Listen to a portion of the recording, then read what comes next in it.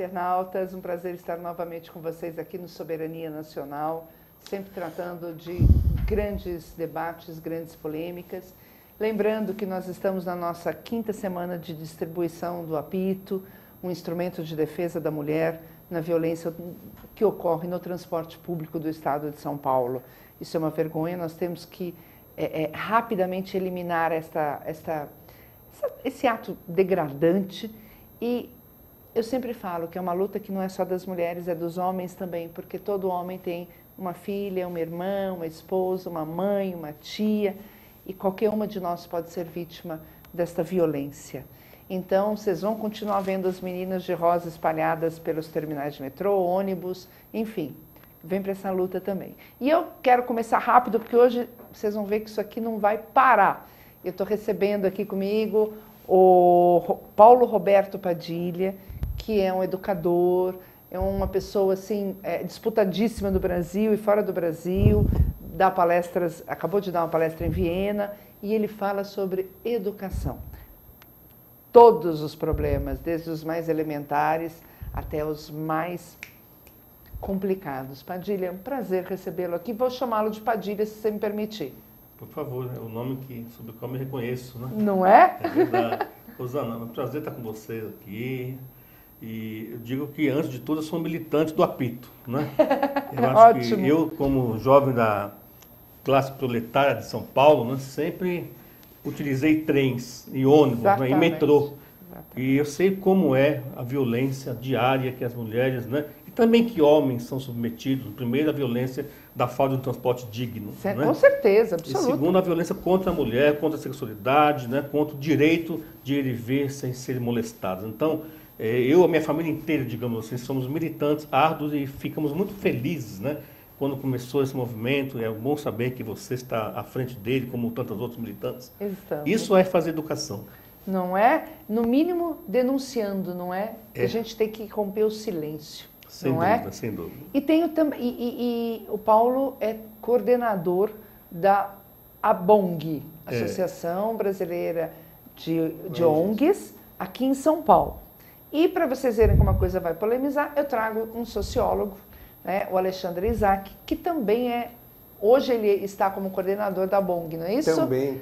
Prazer recebê-lo aqui, Alexandre. Muito prazer. Estar com Padilha é uma honra aqui. Não é?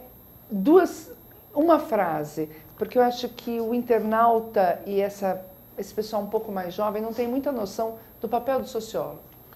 Eu costumo brincar, né, sempre começando com uma brincadeira, que eu queria ser ociólogo, né, que era poder estudar o ócio. Me lembra Mas, o Bob, verdade, me lembra o Bob. O Norberto Bobbio. Mas, na verdade, minha condição de classe, né, como também trabalhador, filho da classe operária, eu tive que trabalhar e estudar. O sociólogo, o próprio nome já diz, né? Ele faz uma análise dos processos e das relações em sociedade. Das instituições, principalmente, no caso da família, da educação, né? da educação como instituição, da política em si, das relações de poder. O sociólogo é um pouco esse cara que tenta ter um olhar panorâmico e de helicóptero por cima da sociedade, tentando entender essas relações, como elas se dão, como elas se procedem. E aí eu pergunto, o que é este Brasil hoje? Esse Brasil é um caldo cultural, uma diversidade, é muita coisa acontecendo. A gente tem do melhor ao pior, né? É tipo aquela música, né, do Rio 40 Graus, né, que a gente tem as radicalidades, a gente estava conversando anteriormente, né, que nesses processos, eu costumo dizer que é muito difícil a democracia. Ninguém disse que a democracia era fácil. A gente saiu de um século, o século passado, praticamente inteiro, a gente passou por ditaduras. Né? Foram poucos os momentos em que a gente viveu sobre a democracia. Né? Então a gente foi educado sob parâmetros ditatoriais, parâmetros conservadores. Né? Então hoje a gente está num momento, acho que, de salto de qualidade, um momento que a democracia está se consolidando e que a gente está tendo que conviver e aprender com essa diversidade, com a solidariedade, com respeito à diversidade. Então, acho que hoje esse momento é fundamental. Para vocês, então, é um momento extremamente frutífero, né? Eu acho. É um momento propício para novos jeitos de pensar e se fazer política e se fazer nas relações. Visando uma sociedade mais justa. Justa, democrática, igualitária. Paulo, estamos vivendo caos? Olha, se estivermos vivendo caos, eu acho positivo, né? Porque até na educação e na ciência, o caos é criativo. Exatamente. A gente entende o caos como alguma coisa complexa, né? E que realmente dele precisamos aproveitar o processo criativo. O problema é que a ordem capitalista, né? O modelo capitalista, hoje, ele quer fazer a gestão do caos, né? Se há alguns anos o capitalismo... É não deixar o caos se tornar benéfico, né? Não há mais o interesse, né, capitalista de fazer a gestão da sociedade, o controle social, até beneficiando, né? A ordem hoje, no capitalismo contemporâneo, é deixar a bagunça acontecer, no caos, no mau sentido da palavra acontecer, para minimizar o prejuízo para quem lucra com tudo isso. E a educação acaba sendo vítima, né? Ele falava da sociologia, eu diria da pedagogia. A pedagogia é a arte e a ciência da educação. Então ela mergulha nos problemas sociais, né? Por exemplo, na questão da desigualdade social. Por que ela acontece? Então, se nós nos perguntarmos hoje, a educação está boa no Brasil e no mundo? Vamos pensar só no Brasil por enquanto, né? A educação estaria boa ou estaria boa se nós não tivéssemos desigualdade social, se não tivéssemos a homofobia, por exemplo, não tivéssemos a violência que exige uma ação propositiva do apito, se não tivéssemos, né, a corrupção, que é a grande chaga, né, social construída por nós neste país e em todo o mundo. Então, eu diria assim, a educação está tentando, com muita criatividade brasileira, né? Eu venho do Instituto Paulo Freire, que há 21 anos, 22 anos, vem lutando por isso, né? Por uma causa da justiça social, a favor dos esfarrapados do mundo, e juntando com eles, né, a experiência. E aí valorizando a cultura. Quando a gente consegue valorizar a cultura das pessoas, aí eu comecei a dizer, sim, a educação começa a trilhar bons caminhos. Até agora, apesar de todos os esforços que temos feito, temos conseguido alguns avanços, né? Por exemplo, dia 3 agora de maio, aprovamos, né, no Congresso Nacional o novo Plano Nacional de Educação, fixando metas para os próximos 10 anos, né? Com 3 anos de atraso, é verdade. Sim. Mas então temos aí o Plano Nacional para os próximos 10 anos, que tem boas metas, né? Ainda, segundo o nosso desejo, que é sempre maior que a realidade, ainda limitadas, mas é um grande avanço. Não, serve de referência. Eu li todo o PNE e tenho uma crítica só. Sim. Que, claro que vocês já absorveram, que é a questão de gênero, que foi eliminada por conta de um fundamentalismo que está aí oculto, Paulo. O que a gente faz com isso, Paulo? Eu diria, eu também sofri muito com esse corte, né?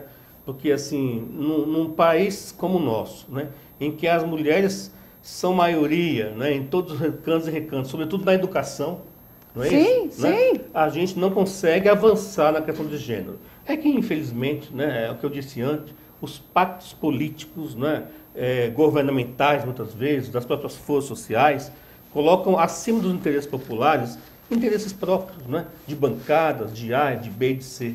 Né? Mas aonde estariam escondidos esses fundamentalistas para suprirem a palavra gênero do PNE? Não, anteriormente eu falei, é difícil, democracia é difícil mesmo, né, que o Paulo estava falando. Quais são essas forças políticas que estão que estão em jogo aí? E nessa negociação, o pessoal costuma satanizar um pouco a política e eu, ao contrário, eu acho que a política é uma ferramenta de transformação do mundo e das relações, né? Então é lógico que a gente vai ter que se haver com pensamentos conservadores, com pensamentos às vezes reacionários, mas é nessa luta política que você avança, é nessa luta política que você pauta as reivindicações que são da maioria. Porque é o que você falou, né, Padilha? Você tem lá no Congresso interesses que às vezes não são interesses da maioria, são interesses de setores de classe. A discussão é, esses interesses são legítimos ou não são legítimos? Né? Quando eles ferem a Constituição, como no caso da questão das mulheres, eles não são legítimos. Agora, o interesse da minoria também é legítimo se ele não feriu a Constituição Federal. Eu acho que a nossa carta é maior. Isso me faz lembrar, né? O Paulo Freire falava que educação... O que é educação? É um ato político, né? Sim. Então, a política, ela é inerente à vida das pessoas. Exatamente. O problema é que quando a política partidária, que é aí quando pessoas, às vezes, né, ingenuamente... E por isso que a sociedade tem uma aversão à política, porque liga a política a partidos. E, infelizmente, o que tem acontecido na nossa história brasileira, por exemplo, é que a política partidária, né, que deveria ser uma política em favor e a favor e com a população, né, representando, portanto, uma democracia representativa, acaba privilegiando, como o Alexandre falou, as minorias. E aí o próprio trabalho que nós temos visto, infelizmente, com boas exceções, né, claro, é que os partidos políticos muitas vezes se apropriam da própria gestão governamental, né, e esquecem das lutas históricas, se esquecem de defender os interesses efetivos, né, das crianças, dos alunos, das mulheres, dos homossexuais, das lésbicas, né, dos vários segmentos sociais, da afrodescendência. Então eu diria assim, está faltando, por isso que eu sou educador e músico, né? Está faltando música na educação. Sensibilidade. Está faltando cultura na educação. Sim. Né? E nós temos aí expressões artísticas brasileiras tão importantes. Então, eu sempre aproveito espaços como este, de televisão e espaços públicos, né, para chamar para a educação as artes, porque as artes nos sensibilizam. E sensibilizados, a gente muda o mundo. Elas nunca deviam ter sido separadas da educação, né? Pois é, eu Mas ia sabe o que eu acho? isso. Voltando naquela questão da política que a gente estava conversando anteriormente. A quem interessa essa percepção de que a política é suja, de que a política Os próprios... As próprias pessoas que se beneficiam com a ignorância. Quer dizer, esse papo de que política não se discute... Sim, sim.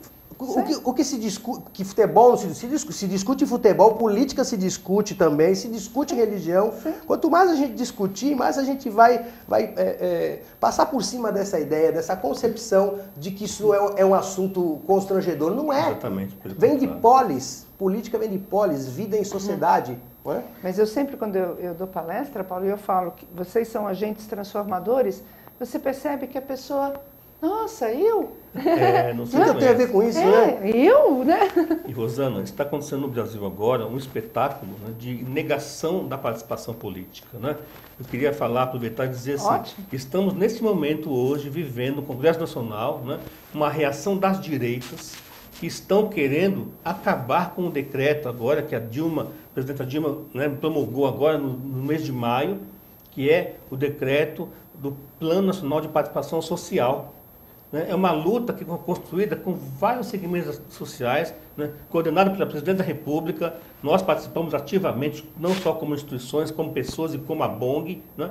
E essa luta, a gente vê hoje que as forças de centro-direita, e eles não se escondem não, né? Eles se mostram muitas vezes, a gente sabe quem são essas pessoas, né? Que querem derrubar o decreto presidencial de participação social. Eles não querem participação social. Como não querem também, né, a aprovação de um outro movimento importante que nós temos participado, de uma política nacional de participação da educação popular. Né? Nós estamos construindo uma coisa linda que é instrumentos para que a população e o próprio governo façam a gestão pública aprendendo com a cultura do povo. Sim. E aí não querem que aconteça. Como não querem, Alexandre, que o marco regulatório das ONGs, da sociedade civil, seja aprovado. Né? Mas legal, Padilha, que você deu um nome aos bois. Eu acho que às vezes a gente fala e quem está ouvindo tem que saber de quem você está falando. Você falou de um campo político-ideológico que é o campo da direita. Né? Esse decreto da presidenta Dilma nada mais é do que uma regulamentação da própria Constituição Federal. Ou seja, votar contra isso é votar no atraso. Mas sabe tudo qual é a questão, atraso. Paulo? É que nesses momentos eleitorais próximos à eleição, tudo vira pauta de campanha. Infelizmente. Infelizmente é isso. Então a gente tem que entender, né, como vota e por que votam as pessoas. Né? Você fala da oposição. Ou você tem dentro do Congresso uma oposição à presidenta Dilma que está no campo da esquerda também. Exatamente. E que é legítima também essa oposição. Né? E você tem a oposição que está no campo da direita. Essa oposição que está no campo da direita, para mim, está dando um tiro no pé, votando contra uma coisa que é praticamente uma unanimidade. Todo mundo acha que a participação popular, ela qualifica a democracia. E quando a sociedade civil, né, luta para que haja um marco de referência, né, da sociedade civil, visando a transparência, né, claro, do Estado e da própria sociedade, né, essa tensão política, né, político-partidária, com interesses minoritários, eu diria, né, de uma direita que se acostumou ao poder sem fiscalização, é contra. E a corda arrebenta onde? Arrebenta nas organizações, que não têm condições financeiras, porque eu sempre falo o seguinte, o dinheiro público não é do governo, é do Estado. E o governo que o Estado faz a gestão é da sociedade. Então, as ONGs precisam sim, né, ter acesso transparente e organizado, Rosana, ao capital. E é aí que a gente vai fazer uma boa educação, uma boa cultura. Eu estava conversando antes com o Alexandre e a gente estava justamente nessa questão da ONG. Até onde as ONGs hoje, de alguma forma, não estão suprindo demandas governamentais, não é? E com isso, acomodando esse Estado. Muito bem. Pode falar, Chico. Quer falar? Não, pode falar. Eu diria assim, primeiro que quem está nas ONGs, né? As ONGs nasceram no Brasil, né, a partir dos movimentos sociais. Então, elas proliferaram, elas aumentaram e, infelizmente, né, certa facção, inclusive de homens públicos e políticos, né, criaram também organizações que se beneficiaram de recursos públicos, porque estão muito mais próximos do poder do que as organizações que nasceram nos movimentos sociais. Ô Padilha, nos anos 60, 70 e até nos anos 80, as organizações sociais elas se confundem um pouco com a história dos próprios movimentos sociais. Elas crescem e se consolidam nesse processo. Mas elas se consolidam no processo de luta contra a ditadura, né? São três fatos centrais que caracterizam esse período, que é a queda do regime, quer dizer, o papel das organizações nesse período, 60, 70 e 80, culminou com a queda do regime, com a transição democrática e especialmente com a Constituição de 89. Exatamente. Né? Então, nesse período, elas tiveram um papel fundamental. Né? Já nos anos 90, a agenda começa a ser outra, porque as organizações elas estavam num campo antagônico ao Estado. Agora, a própria Constituição Federal, quase todos os textos constitucionais falam em parceria entre Estado e sociedade civil. Em dever da sociedade. A maioria dos artigos constitucionais é dever do Estado, da sociedade, da família. Ou seja, as organizações estavam num campo ideológico, né, com forte característica ideológica de oposição. Sim. Nos anos 90, as organizações sociais elas passam a ter que se relacionar com o Estado numa outra perspectiva, né, especialmente a perspectiva de combate à pobreza. Então você tem nesse período, nos anos 90, forte investimento internacional, inclusive, para combater a pobreza. Né? Então é um outro cenário. Já nos anos 2000, toda vez que a gente faz uma análise sociológica, pegando os anos 70, 80, 90, é lógico que você vai cometer generalizações e equívocos. Mas, de novo, né, como sociólogo, eu estou dando um voo de helicóptero aqui panorâmico. Nos anos 2000, configura-se um outro cenário. Um cenário que... De ajuste. De crescimento do Brasil, de crise europeia, né? Então, de diminuição de recursos, né?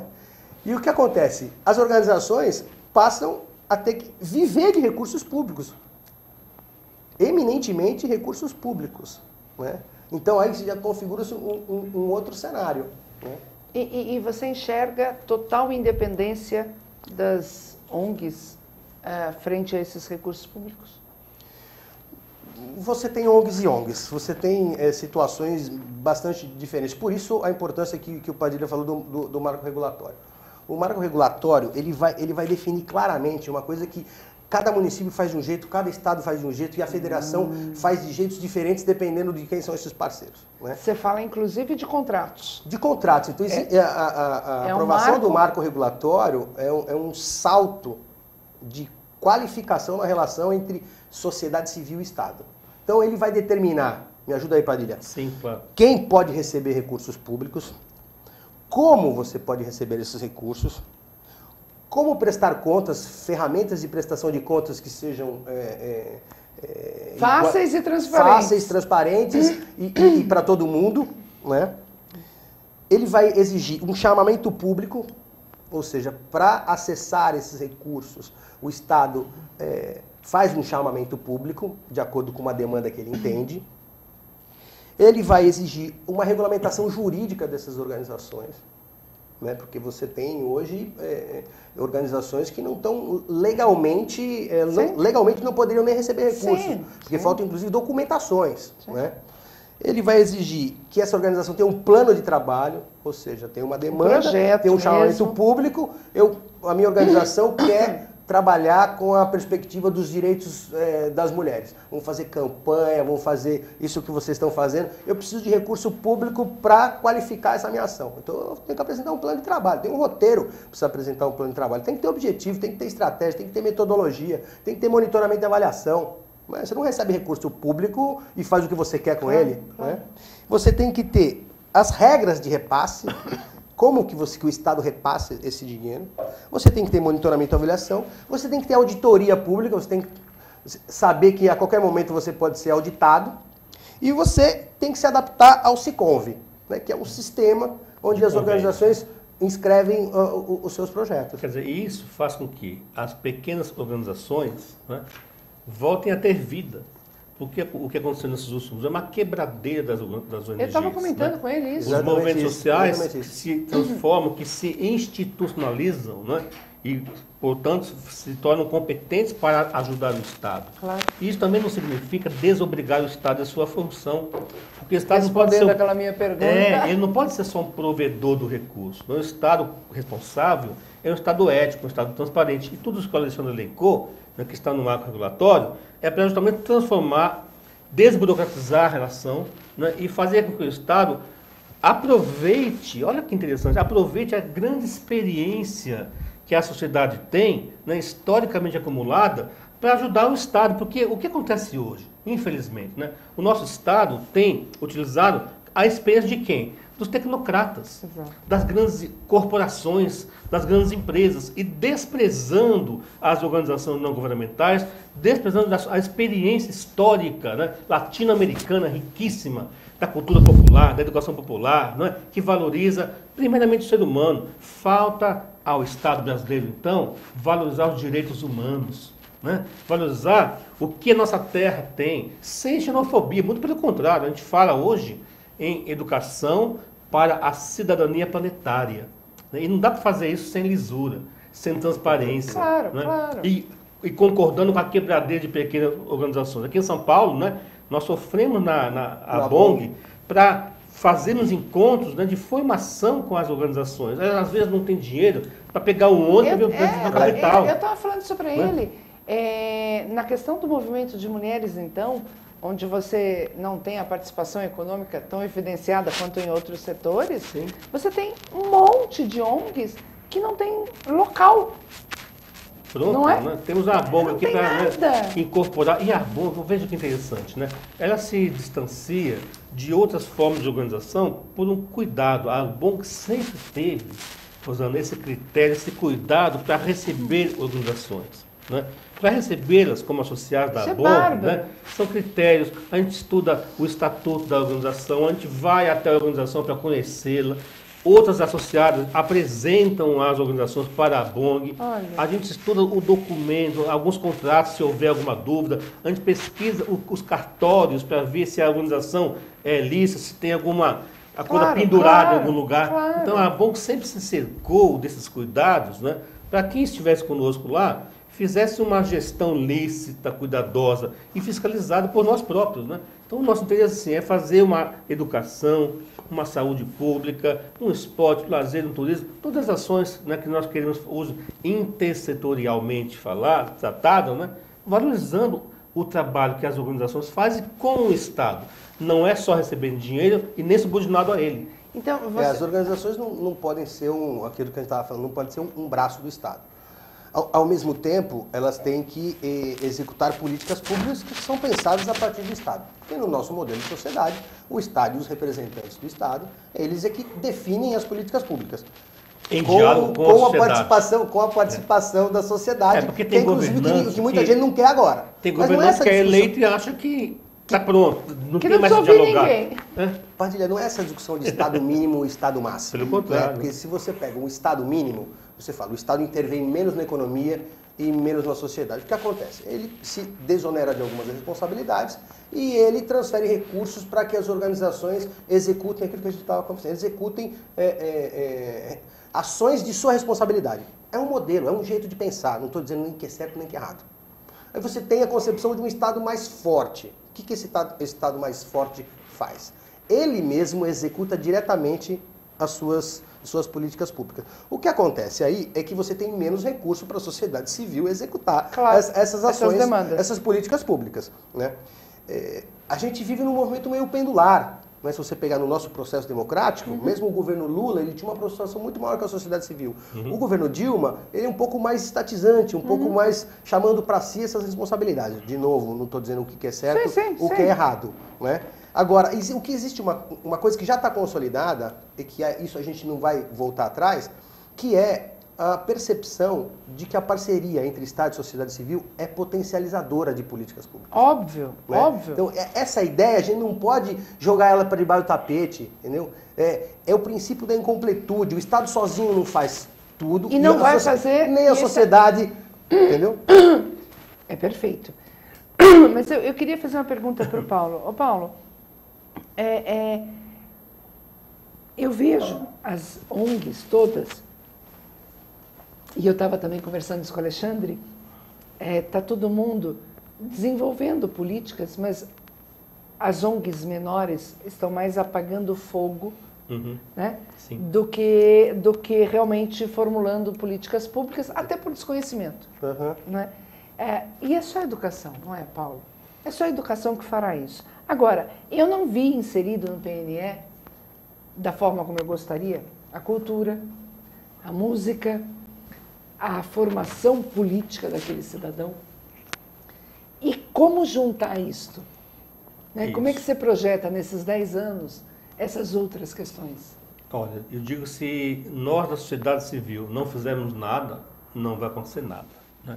Então, a primeira coisa, as metas do Plano Nacional de Educação já estão aí agora, né? Elas devem ser regulamentadas, a gente vai ter que enfrentar o desafio de muitas conversas, muita continuidade para que a coisa aconteça. Porque isso não acontece, como todos os planos de educação que nós tivemos na história brasileira. Né? Um belo plano, aliás, nós somos bons de plano aqui no Brasil. Né? A gente faz muito plano e realiza pouco, faz pouca mudança. Então, sim. E aí eu queria dizer assim, o Estado mínimo é uma perspectiva neoliberal. O que é o Estado mínimo? O Estado não faz nada, joga tudo para o mercado, para traduzir aqui pelos nossos ouvintes. Né? O Estado mínimo, o Estado faz pouco e o mercado, as indústrias, as empresas fazem tudo. Dá um exemplo. O Estado máximo assim. Quando você privatiza o pedágio, quando você privatiza o petróleo e assim por diante. Você se isenta de fazer a gestão do que é público, historicamente conquistado, e vende, inclusive, a preço de banana, né, para o grande empresário. É o Estado mínimo. Vende a Vale, né? Quando você vende a Vale, quando você privatiza as estradas, porque quem é que viaja aí? O direito de ir e vir é livre, mas quem tem dinheiro para pagar pedágio? Então é aí que entra a educação. Né?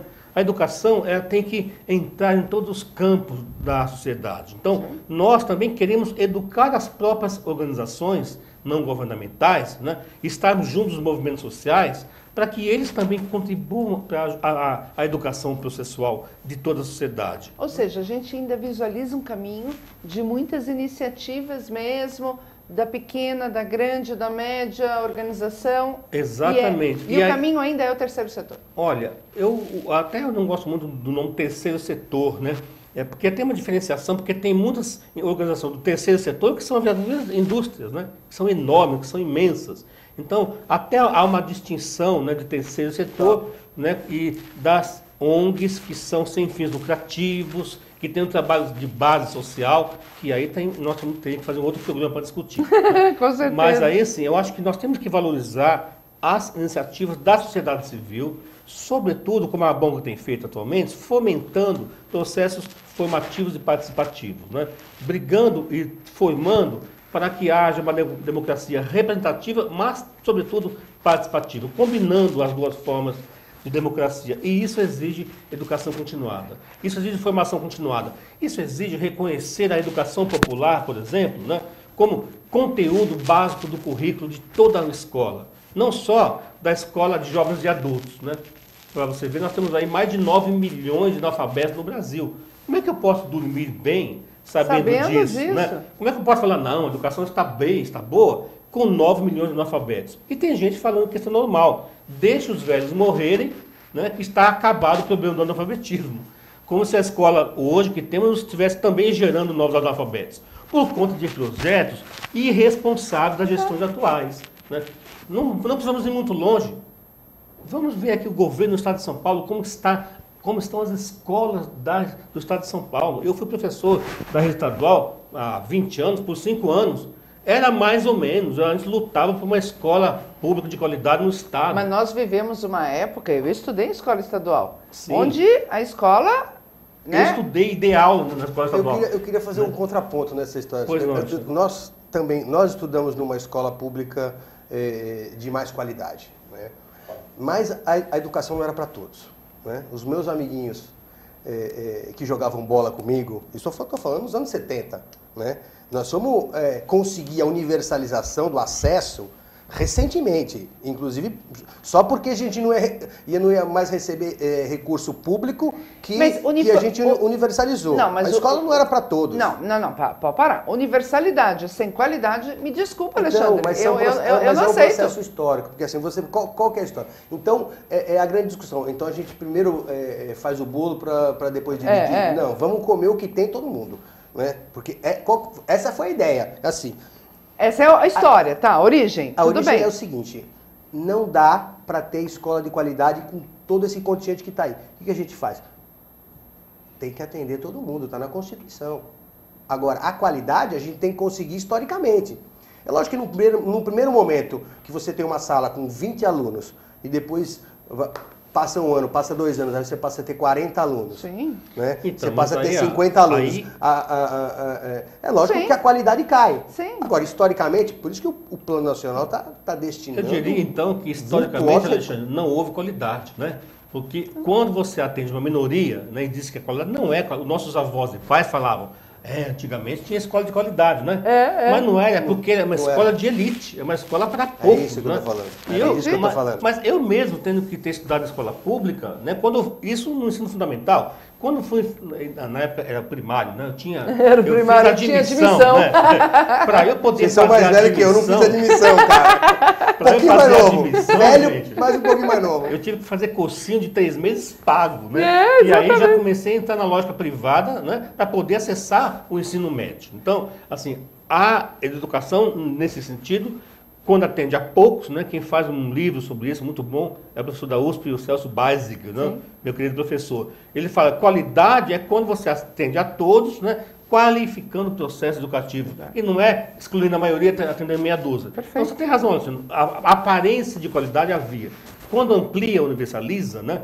Tem, como a Rosana fala, também que qualificar. E hoje, né, se fala, por exemplo, nos governos populares, né, em qualidade social da educação, que é uma qualidade que deveria levar em conta, né, as condições realmente sociais, o desemprego, a violência. Então, pergunto, como é que nós temos enfrentado no nosso país, verdadeiramente, sem gastar mal o dinheiro público, né, esses problemas? Eu diria que nós enfrentaríamos essa questão, né, contando muito mais com as organizações da sociedade civil, com os movimentos sociais que têm essa experiência. Nós temos essa experiência. Eu sou um otimista crítico. Sim, né? Todos nós. Um otimista crítico. Né? Eu estou tentando fazer uma análise do ponto de vista mais macro, mais sociológico. É óbvio que todo mundo quer essa qualidade que a gente está exigindo e que estão nos nossos planos, né? que estão nos nossos textos constitucionais. Mas, do ponto de vista histórico, ela é mais processual, ela é mais lenta. Né? Então, a minha provocação aqui, meio abujanra, é assim, de pegar uma lente e tentar ver quais foram os avanços nesse período em que a cortina de fumaça não nos deixa ver os avanços, porque até hoje essa qualidade não chegou. A olhos não científicos, essa qualidade não chegou. Mas educação, Padilha, a educação do município, a educação do Estado, a educação há educações e educações, né? Porque você pega, tem municípios com experiências bastante exitosas, tem estados com experiências exitosas.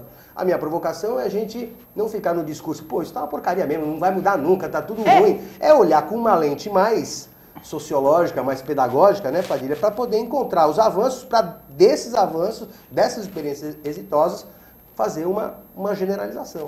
Não, todos os entrevistados que sentam aqui, todos, termina o programa e falta assim, está faltando educação. educação para o empreendedor, educação, entendeu? Para todas essas outras questões, eu não vejo outro caminho senão a educação. Tanto que o nosso projeto, no que tange a violência à mulher, é a questão de gênero obrigatória desde a mais tenra idade. Né? Agora, eu também acho que tem que universalizar, óbvio, a Constituição Federal está aí, mas na minha área, por exemplo, que é direito, eu falo e todo mundo vai concordar. Infelizmente, esta abertura exacerbada de universidades, nós temos vários e milhares de pessoas que foram vítimas de estelionato, porque não vão passar no exame da OAB, não vão conseguir exercer, entendeu? Então, assim, eu quero dizer assim, isso me entristece. Indo ao encontro do otimismo do Alexandre, né? Eu quero dizer assim, que eu também sou um otimista, né? E não por acaso, o Paulo Freire dizia que ele era esperançoso, né, por imperativo existencial, né? E a gente tem encontrado muitas pessoas pessimistas. Ninguém aqui está sendo pessimista, Alexandre, não. Né? Nós estamos aqui colocando claramente problemas reais e concretos para provocar, esperançosamente falando, né, a esperança sem espera, mudanças reais, porque nós também já estamos cansados, isso é verdade, né, de esperar por mudanças, por mais que nós tenhamos lutado. Então está mais do que na hora de pegar o Plano Nacional de Educação e torná-lo uma coisa concreta. Está mais do que na hora de governos populares que foram eleitos, né, por nós e sentarem com a população e discutirem propostas com os seus professores antes de começarem a colocar ideias em prática. Está na hora, mais do que nunca, né, de a sociedade se juntar para aprovar, depois de 3 anos, né, de discussão, um plano de participação social, em que direitos e centro não permitem, estão morrendo de medo de valorizarmos os direitos humanos na educação. Estão morrendo de medo de, né, valorizarmos a luta das pessoas lésbicas, gays, transexuais, bissexuais. Né? Olha esse povo, né, com tanta história. Vamos valorizar, né, o professor. De gênero. E o professor? O professor. Né? Então, assim, eu estou, Alexandre, cansado, já estou com 55 anos. Né? Ele é mais jovem que nós, eu também estou cansado. Eu nunca vou perder a esperança. Pelo contrário, meu não. discurso é sempre... Aliás, lá em Viena, né, eu fiz uma mesa com um escritor muito pessimista lá, porque a Europa está assim, né? Está pessimista. Eu fiz um debate, eu saí da mesa sendo o esperançoso latino-americano, né? Mesmo fazendo críticas, né? Assim, não, nós temos que ter a esperança, aquela ideia, sem espera, com o pé no chão, outro pé na esperança, na utopia, que a utopia existe, né? Sim. Mas assim, cobrando da sociedade, no bom sentido da palavra, educando a sociedade, para que ela, né, com a arte, com a música, se sensibilize mais. Né? Por isso que alguns aí são contra a Copa do Mundo. Né? A Copa do Mundo está na veia do povo brasileiro. Né? Por mais irregularidade que aconteça, né? Por mais irregularidade que aconteça, quem é que não torce para o Brasil vencer a Copa do Mundo? Né? Claro, agora, nós temos que ser críticos também para o outro lado. Então, só para finalizar... O futebol não é o ópio do povo. Não é. Agora, nós temos assim, que nos organizar e que parar de nos acostumarmos. Como você falou, você vai reclamar no apito, né? Você não vai se contentar e ficar quieta. Então você tem que... O Paulo Freire falava, se você é neutro, se você vai na calma, a neutralidade não existe. Alguém se beneficia disso. Né? Não tem neutralidade, não. Se você não se posiciona contra ou a favor, você não é neutro. Então, o Estado máximo ou mínimo, não. Eu sou contra o Estado mínimo, eu sou contra o Estado máximo. Porque o Estado máximo tem que parar, governos populares têm que aprender a escutar o povo e a fazer a gestão com o povo, com as organizações que têm experiência. E não é por causa de recurso, não, é por causa de democracia. Democracia se faz juntando a ação representativa, respeitando a república que nós temos e inserindo o povo na discussão. Então, eu não aceito, né, enquanto educador, enquanto músico, e eu sou bem humorado por isso, né, não aceito gestões que ganham o governo e falam, agora é conosco. Só parece que ele está bravo, ele não está bravo. Não. Mas a grande questão, Padilha, é quais as ferramentas para se garantir essa participação popular? Né? É óbvio que é o que todo mundo quer, né? Que essas discussões sobre as políticas para a sociedade sejam discutidas com a sociedade. Isso é o beabá do beabá. Alguém pode conceber eu elaborar uma política em que você é beneficiada sem conversar com você? Não existe, essa percepção já foi enterrada. Mas a prática já mantém isso, né? Infelizmente. Mas nós já passamos historicamente dessa percepção, Padilha. Não estou falando da prática, estou falando da concepção. Que começa a vir... Porque antes nem no mundo das ideias isso estava colocado. Isso era tranquilo. Imagina que o povo vai participar de elaboração de política pública. Imagina que sindicato vai discutir com o patrão a política da empresa. Isso não existia. É lógico que agora já existe do ponto de vista do discurso. Mas efetivamente na prática, algumas dessas coisas não acontecem. É aquela velha história que a gente estava conversando aqui, das leis que pegam e das leis que não pegam. Né? Que você falou, daqui 10 anos eu vou olhar para o PNE e ver o que a gente conseguiu. Hoje eu acho que a gente tem historicamente acumulado maiores condições para monitorar esse plano. Para falar, poxa vida, se em 2025 ou 27 ou 2030 eu vou ter que chegar nisso, pô, nós já estamos em 2020 e não fizemos nem 10% disso. Aí é o papel da sociedade que monitora e que ajuda a definir as políticas. Mas né, desde Paulo? logo, né? A sociedade tem que Desde começar logo, é desde óbvio. já e continuar nesse processo. A questão é que muitas Mas vezes quem a gente é a aprova o sociedade, plano Padilha? e a gente Quem é a relaxa. sociedade que está falando? Somos nós. Então, assim, a questão é, Alexandre, primeiro valorizar processos, né? E outra coisa, nós temos já no Brasil, principalmente na América Latina, muita experiência acumulada. Quando você fala aproveitar, nós temos muitos, vou dar um exemplo concreto, né? Nós temos um projeto no Brasil que nós participamos, que é o Mova Brasil.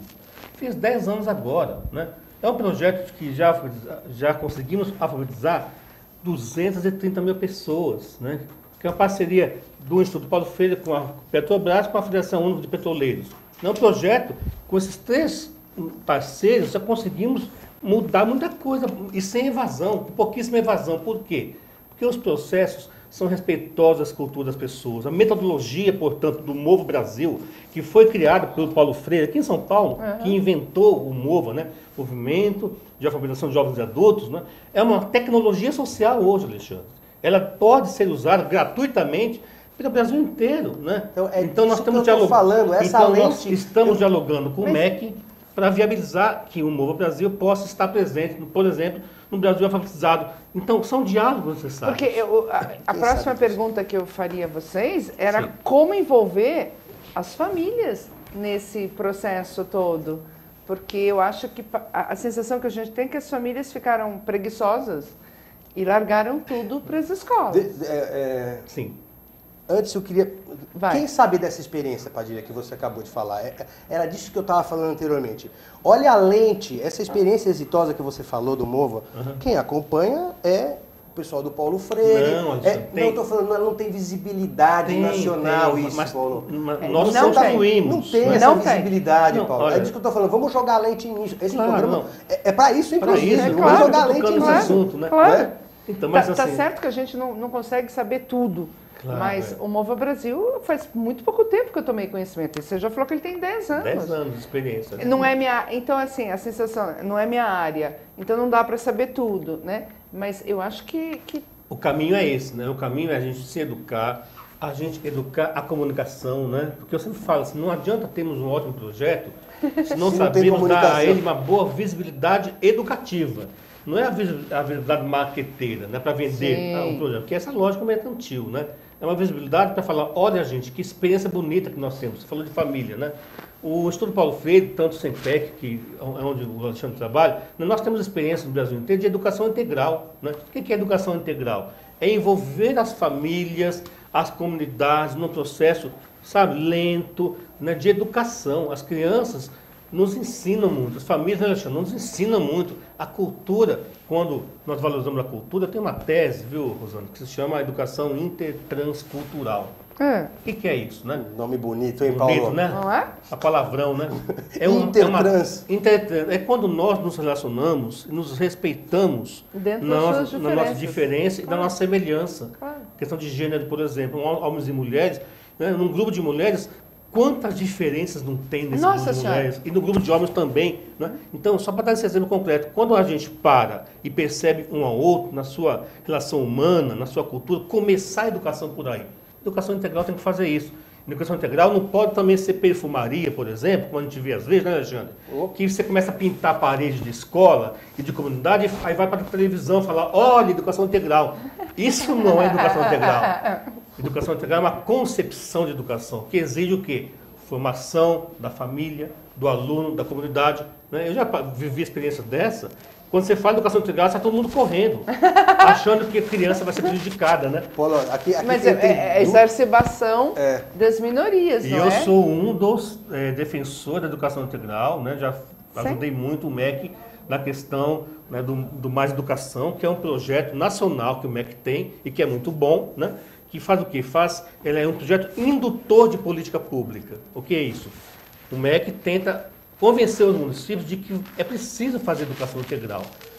Paulinho, precisamos de um programa só para discutir educação integral. Você consegue um pra gente? Consigo. Porque só para aceitar a provocação tua, quando você falou da história da família. Se a gente for falar de educação integral aqui, Paulinho, a gente vai entrar num outro viés. Não, mas eu quero retomar depois. Não, a gente volta. Educação, a gente volta. A gente volta. Mas a história da participação da família, né? Eu vou dar um exemplo. Meu filho estava no ensino médio e aí teve a tal reunião de pais.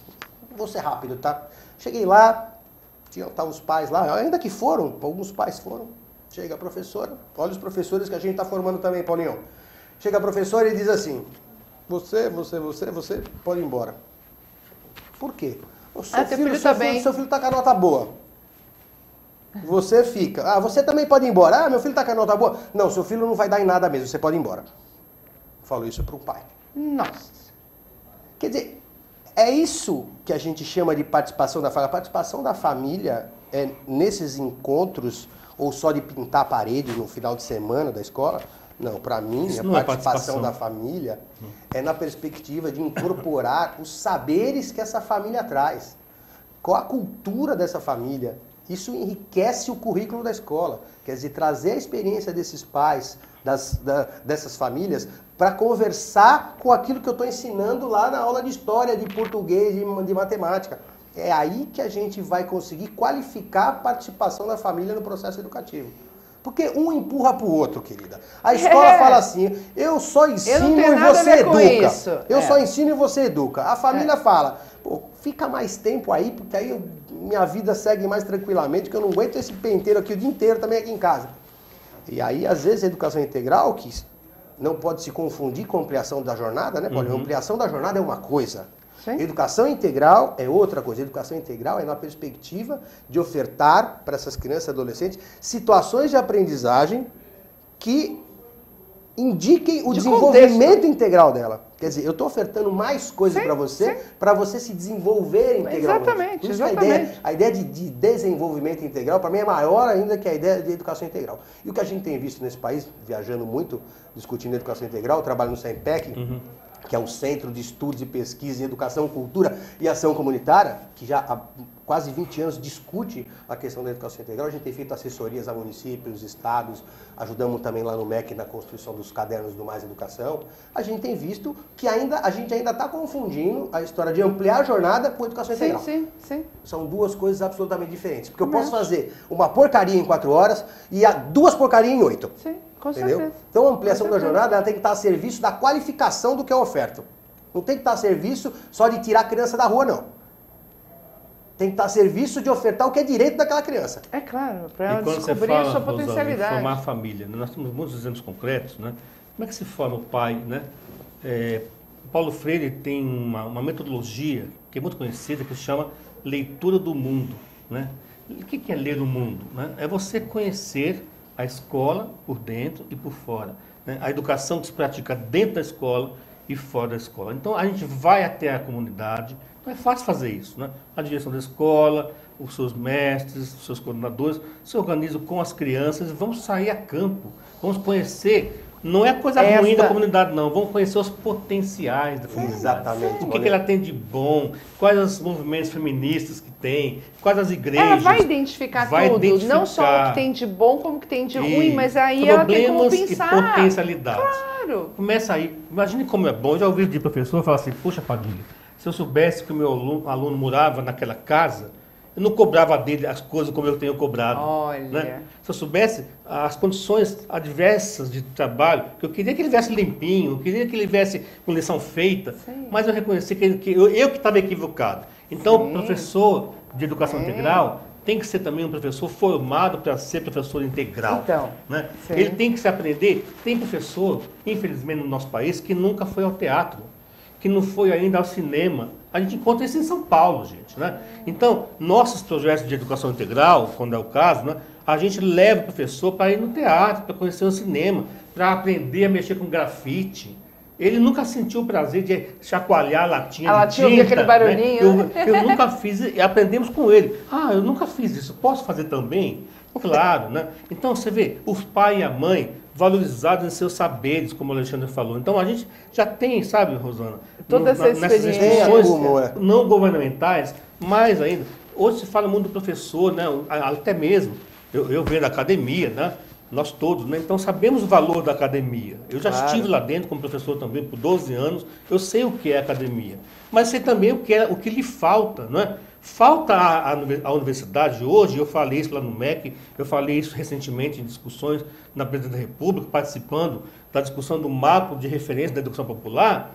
Falta às universidades hoje chamarem para si também a experiência do povo, né? Que tem muito a nos ensinar. Então precisa mais de humildade e, claro, Alexandre, planejando processualmente, a curto, médio e longo prazo, como fazer. Nós sabemos muito como fazer já, podemos errar, né?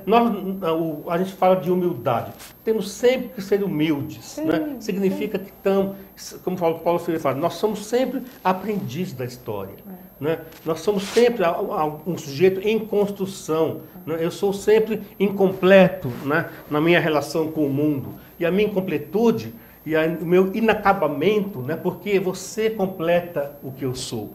Então, com humildade, com completude, com inacabamento, a gente senta, né, de igual para igual com as famílias, né, e a gente reconhece que elas têm muito para nos ensinar. Paulinho, fazendo uma provocação de novo e saindo um pouco dessa discussão filosófica, que aí você domina totalmente, hein, cara? Que aula que você deu agora, hein, cara? Quando você está falando da história, a provocação em cima da educação integral, a gente tem trabalhado muito com assessorias a municípios, a organizações sociais, enfim. Essa história de uma criança, adolescente, ficar 7, 8, 9 horas no mesmo espaço, do meu ponto de vista, e acho que do seu também, né, Paulinho, é um tiro no pé na ideia da educação integral. Por que é um tiro no pé na ideia da educação integral? Porque, como diz um amigo meu, isso às vezes é sequestro de crianças, não é educação integral. A gente trabalha na perspectiva do direito à cidade. Quer dizer, ou seja... Sim, o parque, lógico, convívio, claro. A criança, o adolescente tem que se apropriar e se sentir... Se sentir que ela tem identidade com o lugar onde ela vive, entendeu? Mas para isso ela precisa ter noção do bem coletivo. Exatamente. Não é? Que ela não encontra ainda essa noção. Ela não tem nem noção do que é direito dela. Imagina. Por isso é que eu falei da perfumaria, né? Tem experiência de educação integral que eu já visitei, né? Em que as crianças ficaram mais magras, porque não comiam na hora do trajeto da escola até o campo de futebol, por exemplo. Começaram a sair tanto da escola, né, que é bom, né, desde a idade, mas sem o acompanhamento necessário de um professor, de um monitor cultural, alguma coisa assim. Então, tudo isso tem que ser muito planejado, tem que ter transporte, tem que ter segurança para as crianças, né? Então, para sair, tem que sair com segurança. Então, a gente vê muita coisa ruim sendo chamada hoje de educação integral em nome da propaganda de governo, que às vezes, né, o cara quer ganhar a eleição naquela base de mostrando criancinha bonitinha, né? Inclusive nas fotos de criancinha bonitinha, é muito engraçado, né? Só tem branco na foto. Pô, um país de negros, né? Não, nós temos 51% da população afrodescendente. Só aparece criancinha branca e loirinha. Fala de saúde, mostra os velhinhos. Mostra os velhinhos. Fala de educação, mostra as criancinhas brancas. E a homofobia? Fala de cerveja, mostra a mulher. Fala de carro, mostra a mulher. Então. Recentemente o MEC ousou positivamente fazer um trabalho, né, sobre educação sexual, né? E foi proibido, porque falava de criancinha, né? Falava de homofobia, de transgêneros, de gênero, enfim. É um país que precisa muito ainda evoluir nesses aspectos. Mas eu concordo com vocês, nós estamos caminhando, o Plano Nacional, apesar do gênero, né, tem aí alguns avanços. Eu acho que nós temos que ter esperança e lutarmos criticamente por esse processo. Na questão da educação integral tem um grande avanço, e, né? sobretudo, então, eu não diria grande, viu, Alexandre? Eu diria ainda uma boa vontade de muitos profissionais, né, de algumas instituições que estão tentando fazer de verdade. O que eu não gosto mais, gente, é de fazer de mentirinha, entendeu? Ou é de falar bem de proposta que não está dando certo de verdade, que está servindo mais a fazer uma boa propaganda da gestão. O que eu falo, que é mais ou menos a mesma coisa, eu cansei de apagar incêndio. Não vale mais. Paulo Freire falava em radicalidade democrática. Ser radical-democrata não é ser raivoso, não é ser mal-humorado, porque ninguém aguenta ninguém mal-humorado. Não. Eu posso ninguém parecer, merece. mas não sou. Eu sou uma pessoa bem-humorada, eu sou músico, eu gosto de criar, né? E sempre que eu educo é com música, né? A partir da emoção da música, né? Do teatro, da dança. É aí que a pessoa se fala, pô, eu posso ser sujeito, né? Pô, eu gosto de me relacionar com pessoas. Olha, eu sei chorar. Né? O professor, né, ele reaprende a se relacionar com o aluno, porque nós, infelizmente, fomos formados, né, na época de uma educação tradicional em que a gente escutava o que o professor falava. Né? Eu fui assim educado, mas eu fui aprendendo, sobretudo conhecendo Paulo Freire, sua obra, e de outros educadores, né, a ser uma pessoa mais sensível, mais calma, mais respeitosa à cultura do aluno e à cultura dos professores. Então, educação integral, né, Alexandre? É isso, é formar família, é formar professor, é formar aluno, mas nos formando também, sem achar que o formador é o grande cara ou que o doutor... O doutor, o que é um doutor no nosso país, né? Infelizmente. Primeiro que é todo mundo, né? É, todo mundo é doutor, né? Lá no Instituto é muito legal, né? O próprio Gadotti fala assim, você é doutor já, você não sabe, né? Você não tem nem a faculdade, mas você já é doutor nesse conhecimento que você tem. Então, doutor é uma coisa que afasta as pessoas. Doutor é aquele mestre, né? Aquele griot, aquele homem, aquela mulher, né? Que sabe... O doutor pode ser a mulher analfabeta que leu a mão do Paulo Freire. Exatamente. Claro, e tem muito doutor, infelizmente, nas academias que a gente conhece, né, que são incapazes de sorrir. Né, infelizmente. Que são incapazes de... Eu vou ser obrigada a avisar a essas duas pessoas maravilhosas que o tempo acabou. Eu vou dar rapidinho para se despedir. Paulo, é assim, é 30 segundos, fala do seu disco, fala do seu projeto Rosana, de educar obrigado. com música. Primeiro, assim, eu sou educador do Instituto Paulo Freire, né? Nós temos aí uma luta inteira nesse sentido, e nossos projetos sempre incorporam a arte e a educação. Então, eu fiz um trabalho que é um CD musical, que é o segundo, né? Chama-se Velho Amigo, com poemas do Carlos Rodrigues Brandão, que é um grande antropólogo, amigo nosso, e músicas minhas e letras também. Então, eu tenho saído já em turnê aí, em algumas secretarias de educação, de cultura, tentando fazer um trabalho de educação aí com música, né? Então, eu sempre trago de presente para convidar os ouvintes que quiserem. Tem um site que chama www.transbordarte2033, de transbordar a arte, né? transbordarte2033.com.br. Lá você acha gratuitamente todas as letras, todas as músicas, os filmes que estamos feitos. A ideia é sair pelo Brasil, né, fortalecendo essa educação da sensibilidade, educação política, né, e uma luta também, viu, Rosana, contra a educação da autoajuda. Né, pelo amor de Deus. Tem brigado muito contra isso. É que eu tenho horror essas coisas. A arte não é autoajuda, a arte é uma expressão e construção de conhecimento. Então nós queremos a música na escola. Já está aprovado, falta ainda regulamentar e inserir. Autoajuda é uma contradição da própria palavra ajuda, né? Que ajuda Exatamente. sempre é com o outro. Assim mesmo, né? Ajuda é sempre com o outro. Alexandre, despeça-se dos internautas. Eu vou me despedir meio que me apresentando, né? É verdade. Eu sou o Alê do Sempec, o pessoal me chama de Alê do Sempec. Outro dia um jovem disse assim pra mim, poxa vida, você tem um nome esquisito, né? Como assim? O Alexandre é um nome tão comum, né? Não, você não chama Alê do Sempec? Ele achou que o meu sobrenome é terrível quando a instituição passa a ser o seu sobrenome. Me chamam de Paulo Freire. Né? Paulo Freire. Chamam você de Paulo Freire, né, cara? Então, mas pra gente é um orgulho, um prazer estar aqui pelo Sempec, né, que é a organização onde eu trabalho há mais de 14 anos, pela Bong, né, e nessa parceria maravilhosa com o camarada Padilha. Digo mesmo, Alexandre. Olha, foi para mim um prazer recebê-los. Vocês vão voltar, porque a gente tem muita coisa para falar ainda, e eu quero levantar algumas questões aqui. E foi um prazer, Alexandre, Paulo, prazer. Queridos internautas, educação, educação, educação, educação, educação com cultura, enfim, vão participar. O Brasil tem que sair disso e só com a participação de todos nós. Até a semana que vem.